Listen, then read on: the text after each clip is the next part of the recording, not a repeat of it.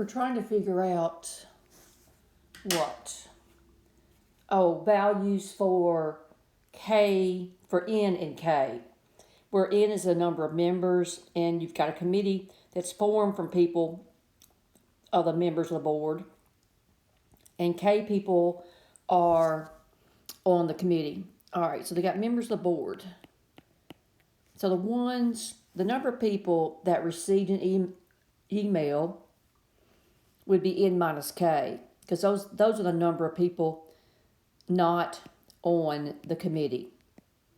So that's the number of people not on the committee. And each one of our K members sent each one of the people not on the committee an email. So the total number of emails would be K times N minus K. Committee members times the number not on the committee. And we know that equals 35. Well, how can you 35? Well, 35 and 1. But 1 being the committee, you know your committee is going to have more than one person on it. So the only way to get that is 7 times 5 equals 35. And we know N is greater than K. All right, so let's think about this. Look at this, and let's let K be 7. Okay? That means what's in parentheses would have to be a 5. So it's going to be N minus 7, because we're letting K be 7. And that's going to give me 35. So this needs to be 5.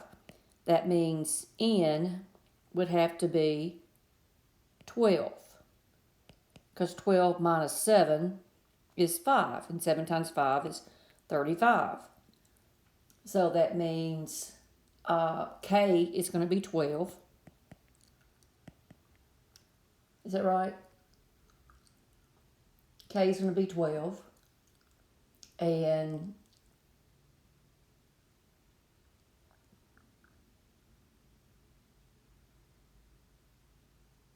no, K is going to be 5. That's got to be less, because it's the number of committee members.